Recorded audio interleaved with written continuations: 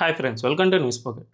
UP CM Yogi Adityanath ప్రజలకు కొన్ని కీలక సూచనలు జారీ చేశారు. దీనితో పాటు అక్రమ వలసదారులపై ఉక్కుపాదం మోపేందుకు తాను కఠినమైన చట్టాలను సైతం త్వరలో రూపొందించబోతున్నాను అని స్పష్టమైన ప్రకటన చేశారు. అదేమిటంటే జనరల్గా మన ఇళ్లలో పాచి పని, వంట పని, లేదంటే కన్స్ట్రక్షన్ సైట్లలో కూలీలుగా పనిచేస్తూ ఉంటారు.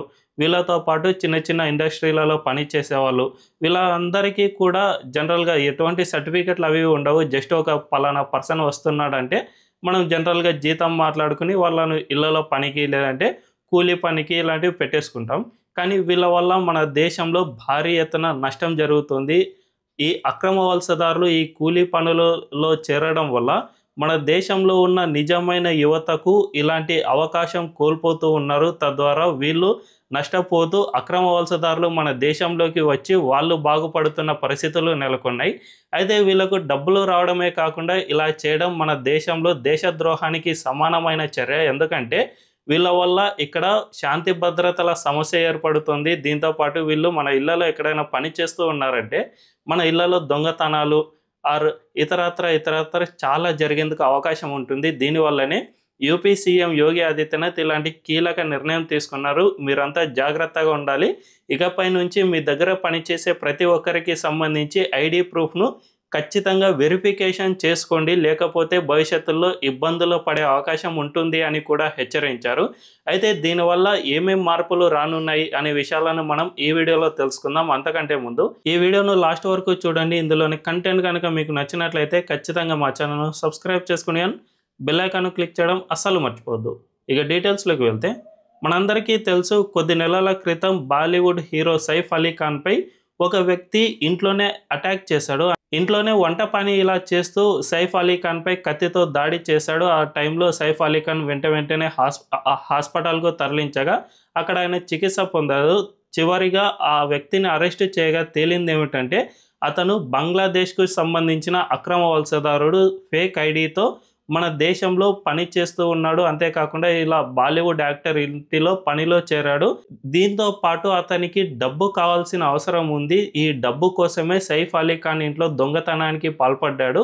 ఈ దొంగతనానికి అడ్డు రావడంతోనే అతనిపై దాడికి పాల్పడ్డాడని కూడా గతంలో పోలీసులు వెల్లడించారు.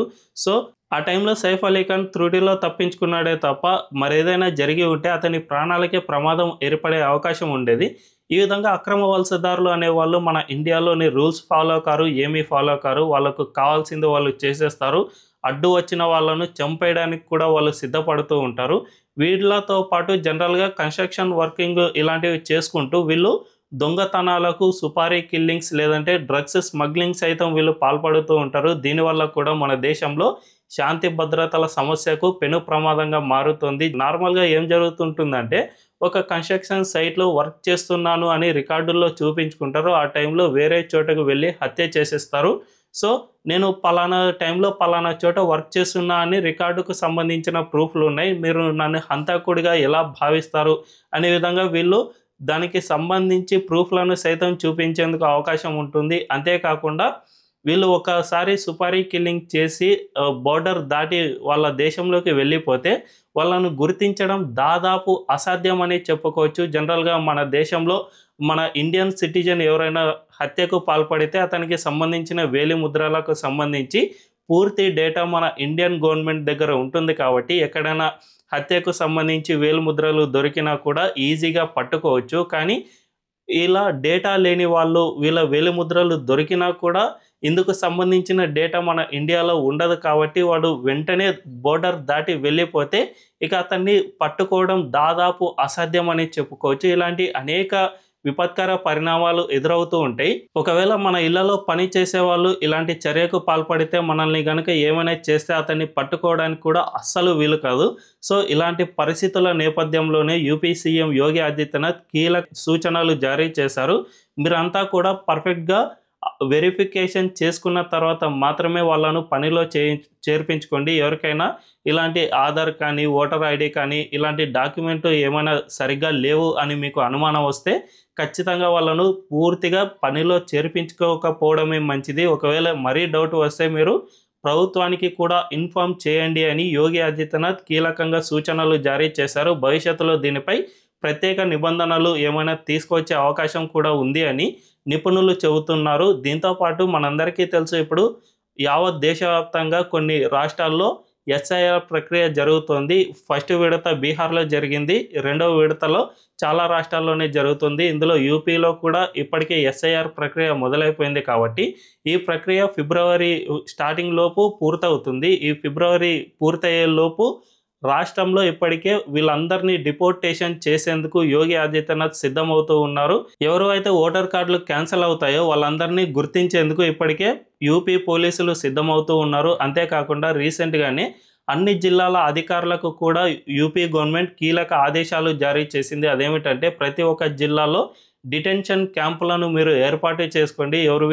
ఎవరైనా అక్రమ వలసదారులు ఉన్నారని గుర్తిస్తే వెంటనే వాళ్ళందరినీ ఈ డిపోర్టేషన్ క్యాంపుల్లోకి తరలిద్దాం, ఆ తర్వాత మెల్లిమెల్లిగా వాళ్ళను తమ సొంత దేశానికి తిప్పి పంపించేద్దాం అనే విధంగా యోగి ఆదిత్యనాథ్ కీలక ఆదేశాలు జారీ చేశారు. వీటన్నిటినీ చూసుకుంటే అక్రమ వలసదారులను అణిచివేసేందుకు, వాళ్ళను మన దేశం నుంచి తరిమివేసేందుకు కీలకమైన చర్యలు తీసుకుంటున్నట్లే స్పష్టంగా కనిపిస్తుంది. ఒకవైపు అస్సాంలో హిమంత బిశ్వ శర్మ ఇదే తరహా పనిని చాలా పకడ్బందీగా చేస్తూ ఉన్నారు. ఆ రాష్ట్రంలో భారీ ఎత్తున ఉన్న మియా ముస్లింలు ఎవరైతే బంగ్లాదేశ్ నుంచి అక్రమంగా చొరబడ్డారో వాళ్ళందరినీ గుర్తించి వాళ్ళ ఇళ్లను మొత్తం కూల్చివేస్తూ ఉన్నారు. ఏకంగా కొన్ని వేల హెక్టార్ల ప్రభుత్వ భూమిని ఖాళీ చేస్తూ ఉన్నారు. అక్కడ నివాసం ఉన్న వాళ్ళందరినీ కూడా బంగ్లాదేశ్కు తిప్పి పంపించే ప్రయత్నాలు చేస్తూనే ఉన్నారు. ఇంతేకాకుండా బీజేపీ పాలిత రాష్ట్రాలు ఏవే ఉన్నాయో అక్కడ మొత్తంగా ఇలాంటి ఎవిక్షన్ డ్రైవ్ అనేది అధికారులు చేపడుతూనే ఉన్నారు. ఎక్కడెక్కడ ఎవరెవరిని గుర్తించారో వాళ్ళందరినీ తిప్పి పంపించడానికి చాలా కఠినంగా నిర్ణయాలు అయితే తీసుకుంటూ ఉన్నారు. కానీ మన దేశంలో ఈ అక్రమ వలసదారులకు గేట్వేగా ఉన్నది మాత్రం వెస్ట్ బెంగాలే. ఈ వెస్ట్ బెంగాల్లో టీఎంసీ పార్టీ నాయకులు, కార్యకర్తలు ఈ అక్రమ వలసదారులను పెంచి పోషిస్తూ ఉన్నారు. వీళ్ళను భారత్కు తీసుకువచ్చి 20,000కో 30,000కో ఆధార్ ఓటర్ కార్డులను సైతం సృష్టించి వీళ్ళ చేతికి అందజేస్తూ ఉన్నారు. దీనివల్ల మాత్రమే మన దేశంలో ఇంత పెద్ద మొత్తంలో అక్రమ వలసదారులు పెరిగిపోతున్నారు అని స్పష్టంగా అర్థమవుతుంది. ఒకవేళ కనుక ఫిబ్రవరిలో వెస్ట్ బెంగాల్లో కనుక బీజేపీ గెలుపొందితే వీళ్లకు పూర్తిగా గేట్లు అనేవి క్లోజ్ అవుతాయి. ఆ తర్వాత ఈ విధంగా రాష్ట్రాల్లో అక్కడక్కడ ఈ అక్రమ వలసదారులను గుర్తించే పనికి చేపడితే ఖచ్చితంగా మన దేశంలోని అన్ని రాష్ట్రాలు క్లీనప్ అయిపోతాయి. తద్వారా ఈ దేశంలో అక్రమంగా నివాసం ఉంటున్న దాదాపు 2 కోట్ల మంది అక్రమ వలసదారులను తిప్పి పంపించడానికి చాలా ఈజీగా కుదురుతుంది.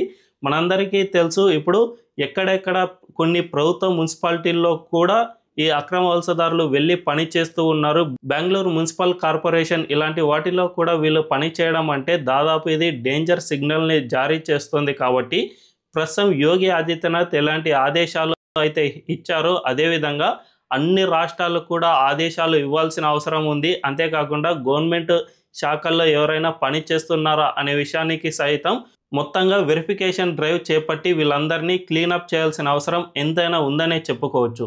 మరి దీనిపై మీ అభిప్రాయం ఏంటో కామెంట్ల రూపంలో తెలియజేయండి. అండ్ ఈ వీడియో కనుక మీకు నచ్చినట్లయితే ఖచ్చితంగా మా ఛానల్ను సబ్స్క్రైబ్ చేసుకుని బెల్ ఐకాన్ క్లిక్ చేయడం అస్సలు మర్చిపోవద్దు. Thank you.